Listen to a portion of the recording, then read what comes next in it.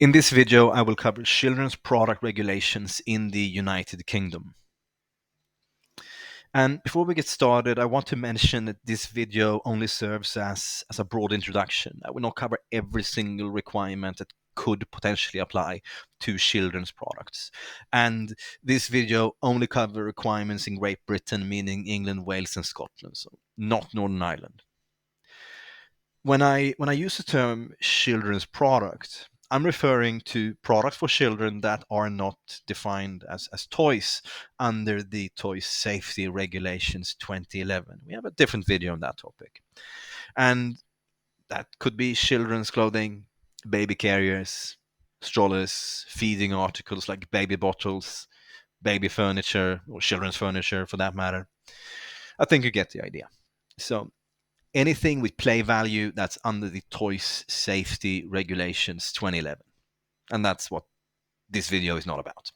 Anyway, let's get to it. So I will cover the GPSR 2005, product standards, textiles labeling requirements, food contact materials, and finally the UK version of the REACH regulation. Okay. So by far the most important regulations, generally speaking, when it comes to children's products sold in the UK is the General Product Safety Regulations 2005. Should not be mixed up or confused with the EU GPSR from 2024. That's a different regulation. They are very similar though. Anyway, what the GPSR 2005 essentially states is that only safe products should be sold in the UK. And what that means in practice really depends on the product. When it comes to, say, children's clothing, that could be a matter of small parts, drawstrings that could cause suffocation, flammability risk.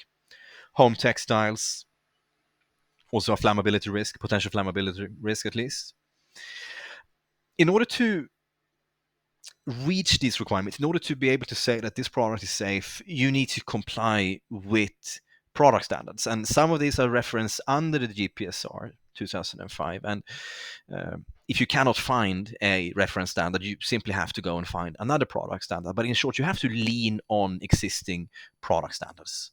That's really the core of this.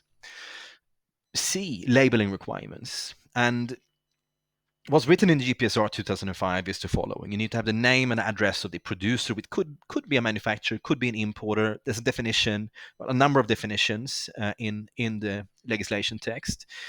Product reference, could be a product name, and also when necessary, which is usually the case, the batch of the product, to make sure that you can trace the product. So if I'm selling this baby romper, this baby body, and something goes wrong, whatever that may be, then the authorities they want to make sure that they can actually trace this down, not just to the article or the SKU, but a specific production run. So that's what that's about.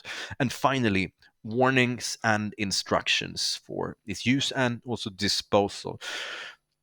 This should only be understood as something that's a complement. You cannot use warnings or safety or precaution text as, let's say, a substitute or a replacement for selling a safe product. And it's not always the case that you need to apply this. Finally, you need to test the product to verify compliance, to verify that the product is safe. And that's usually something you test according to product standards like these. So product standards, well, where the GPSR 2005 sets broad requirements for children's products and also other consumer products for that matter, you have to look to product standards to find specific safety criteria, safety parameters. Okay, these are product specific, whereas the regulation says very broad principles and labeling requirements and so on. So let's say I'm selling a children's product. What I need to do is I need to identify one or more standard that applies to the product. And again, that could be more than just one. And as you can see here, there's a number that applies to children's clothing, EN 14682, so cords and drawstrings. Then we have 14878, burning behavior of children's nightwear. It's not necessarily the case that these apply to all types of children's products. As you can see, it's only for certain categories. Now, these are just a few examples, and as you can see, there are also for children's furniture, mattresses, high chairs, and so on. Now, my recommendation is that you go to knowledge.bsigroup.com and search a product name and see what you can find. Next, we have the textile fiber labeling regulation, which is actually it's based on the EU regulation, but it's the same name, but essentially it's detached, so it's its own UK version. Anyway, that's just a lot of legalese, so let's just focus on the requirements. It's pretty simple. In short, textile products, be it clothing or other products, which would include, say, children's apparel, must come with a fiber specification. So just as you can see in the image here, you would need to define the fibers that the fabric is made of. That could be 100% cotton, 98% cotton, and 2% polyester, for example, just to give you an idea, if it's a blended fabric. And in Annex 1 of this regulation, you can see the specific names that you must use. Next, we have food contact materials regulations. And well, this, as the name implies, refers to regulations in contact with food and beverages. Some of these are general in the sense that they apply to all FCM, not meaning that completely age group agnostic, like the plastic materials as regulation 10/2011.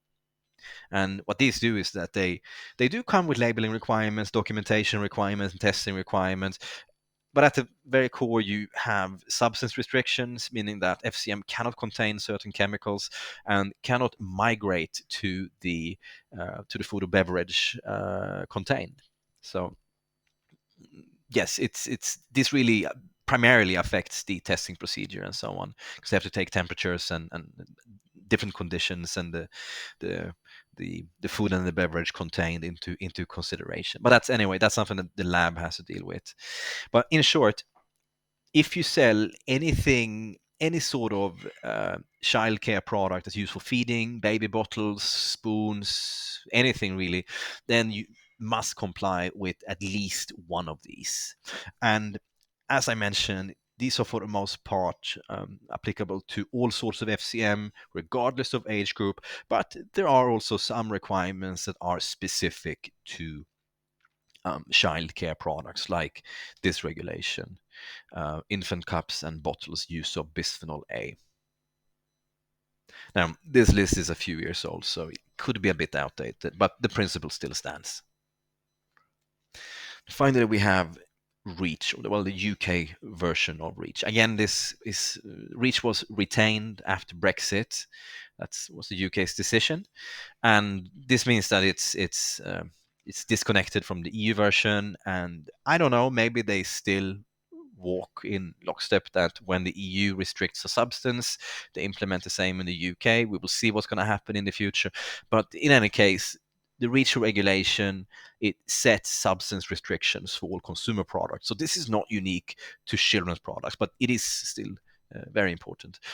In order to comply, you need to make sure that the product doesn't contain excessive amounts of, say, phthalates like DHP, lead, cadmium, mercury, very long list of substances.